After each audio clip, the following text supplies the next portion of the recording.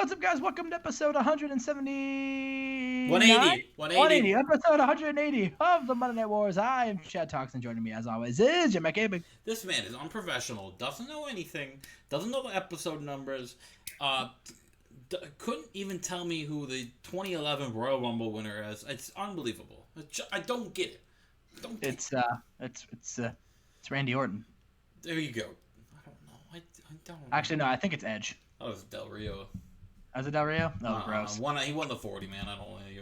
Let's just go. Let's just get into this, Chad. Let's get into it. Oh, I'm sorry. Who won AEW's main event last night?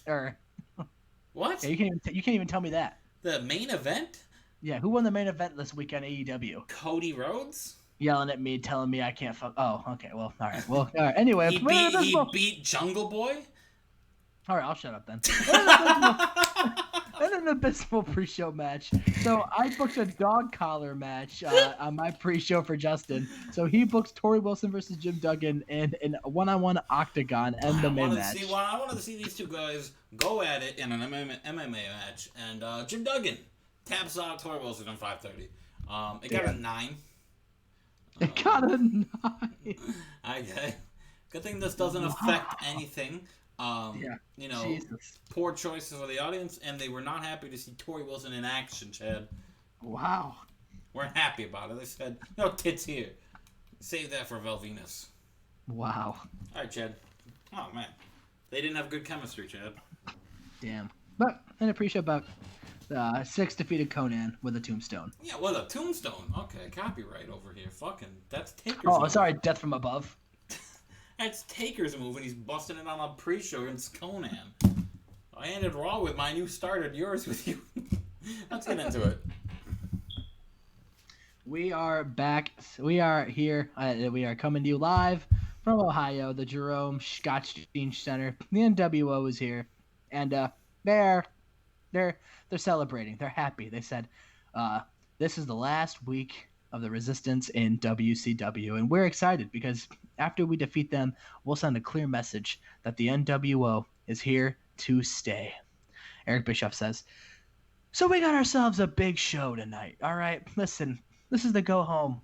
We want to give the crowd something to excite them, to get them ready to buy the pay-per-view. So while most wrestling companies would be resting on their laurels, booking very uneven matches, very squash-type matches, we are booking hard-hitting action here. You see, we're going to book Sting versus Scott Steiner tonight."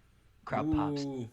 We're going to book Raven taking on his former friend Mike Awesome, the man who betrayed him for the World Championship. And we're going to put the television title on the line. But that's not all. We're going to have the Legion of Doom wanting to get some payback against the Outsiders. But wait, because we're still not done. Because you see, the board of directors told me that I have to defend, since we're not getting a WCW World Championship match at the pay-per-view, we have to have one tonight. And so I decided, in the spirit of competition, to allow the Resistance to have an opportunity at the World Heavyweight Championship. And I decided I'll do it even better. You see, we could have Hogan versus Raven, Hogan versus Steiner. None of us want to see that again. And of course, the Legion of Doom, they're already booked tonight. So that leaves one member of the Resistance left. The man who, so you all said wrongfully, I'll use air quotes again, wrongfully robbed of his television championship rematch. Oh, wow. Oh, no. So we're going to give him an opportunity to put his money where his mouth is, to put his name on the map, to be the WCW World Champion. That's right, Billy Kidman is going to go one-on-one against Hulk Hogan tonight for the WCW Championship. Let's see if the Golden Boy, Billy Kidman, can beat Hulk Hogan. Ooh, here we go. And that'll be the main event tonight. Kidman, Hogan, main event. That's huge. Hogan could lose the belt right before the pay-per-view. Wouldn't that just be shocking? Alrighty. And we go to that tag team match that they advertised, and about that great wrestling and good heat. The Outsiders defeated Legion of Doom when Kevin Nash defeated the Road Warrior with the Jackknife Power Bomb. That is something right there. That is So a something. rematch from Rising Sun. Yes. Not as good as the Not as good original. as the Rising Sun match, but they are coming back off of being beat down by the Outsiders. So So they are not 100%. But let's move on to the next little thing here. yes. So we come back to there. Steiner and Raven are just talking Kidman up. Kidman's still selling his injuries from the night before. He's still hurt, and Raven says, or the week before, and Raven says, "Listen, all right, listen, you listen to me, you son of a bitch. You are gonna beat Hulk Hogan tonight. All right, you can do this. I know you can. You can do this because you're Billy Goddamn Kidman. Listen, me and Scott, we've been in these situations before. We've fought for the world championship, and and we know what it takes. And let me tell you something. I can look you in the eyes, and I know you have what it takes. I picked you to be a member of the flock because you were amazing. And now I put you in the resistance because once again, you're amazing and you're going to win today. I know you can. You have to believe in yourself. Do you believe in yourself, Kidman? Kidman says, I do. And he's like, good. And then Steiner says, yeah, you dumb son of a bitch. You're going to beat that Hulk Hogan motherfucker. And then yeah, so they just give Billy Kidman a big old pep talk. That's really it. Can Billy Kidman do it? Chad, can he do it? I guess we'll find out later tonight. We'll move on to this match, though. Got an 81. As it should. Eddie Guerrero is the greatest superstar on this roster. Yes, Eddie Guerrero wants once and for all to beat the man who's been a thorn in his side the last few weeks, Val Venus. And in a decent match, Val Venus goes 3-0 on Eddie Guerrero, beating him with a pile driver. Unfucking believable. Then they make out. And then after that, Eddie Guerrero gets back up, and actually Tori Wilson kicks him in the balls, and then they make out. Oh man, why do you got to do Eddie like this? And then Val Venus just looks at him and just shakes his head and picks up Tori Wilson, and they walk back to backstage. I hate this. Move on to this fucking match. We've got a 6-man tag, of course. DDP taking on Dreamer at the pay-per-view. And about that decent wrestling and from the crowd, but subpar wrestling, the Dreamers defeat Diamond Dallas Page and Big in Japan when Dreamer pins Scott Norton with a pile driver. Lots of pile drivers tonight. Yeah, they're trying to make a statement to Raw because Tombstone pile driver is the big finish over there, and now everyone's got a fucking pile driver. And we're gonna kill it like the super kick in real life. Unbelievable. Holy shit. Woo! Oh, hell Woo! yeah. It's got an 88. So, and about that good wrestling and disreaction from the crowd, Raven defeated Mike Awesome, but Mike Awesome intentionally got disqualified. So that's what happened. It looked like Raven was going to finish the job and win the television championship, become a dual champion, by the way. And Mike Awesome just kicks the referee in the nuts. Nah, can't do that. A lot of nut kicking here on the go home. Yes. Hate a lot to of see ball that. busting. You hate to see it. I hate to see it. Ball busting and pile drivers. That's my new promotion name here. Welcome to Ball Busting and Pile Driver Wrestling. Let's move on to this. Boo. Got an 81. Got a masterful. Wow. So Lex Luger's backstage and he's wearing a hooded sweatshirt and jeans, and he just says, Sid, you were my friend. We were part of Total Cable Package, a team that was fun. That's the thing. I had so much fun being in that group with you. We were the co-television champions, and I really thought we had the potential to be a good tag team. But you turned your back on me. For why? For what reason?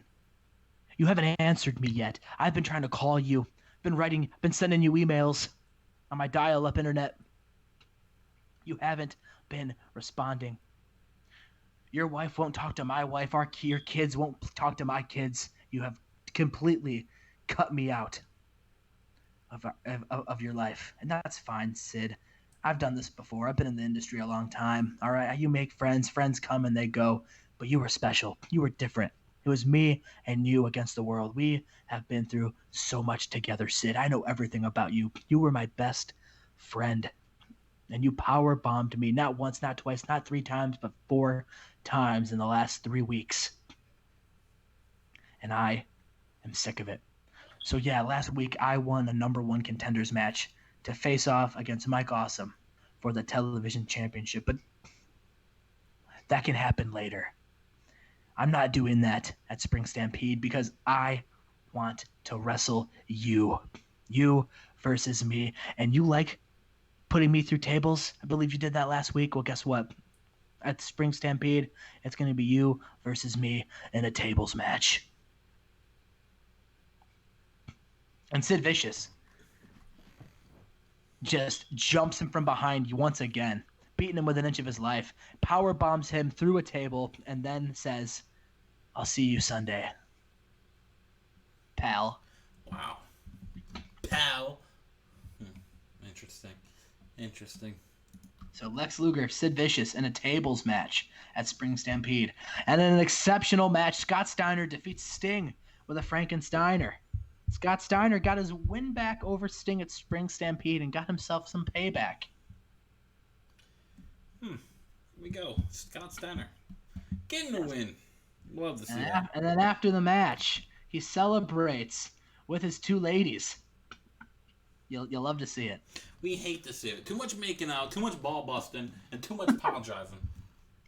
WCW is unbelievable. Main event time, and about to head great heat and good wrestling. Hollywood Hulk Hogan defeats Billy Kidman in 1307 with a big leg drop, and Hogan makes defense number 1 of the WCW World Heavyweight title. Kidman off his game, but Hogan looked good. This actually did worse than I thought. I said like an 84, a 78. That's crazy. I thought it was gonna do a mid 80, but that's okay. Hulk Hogan, Kidman, it was a match. Kidman just came up short. He couldn't do it. And then after the match, the NWO swarm the ring after once again taking out. You go backstage.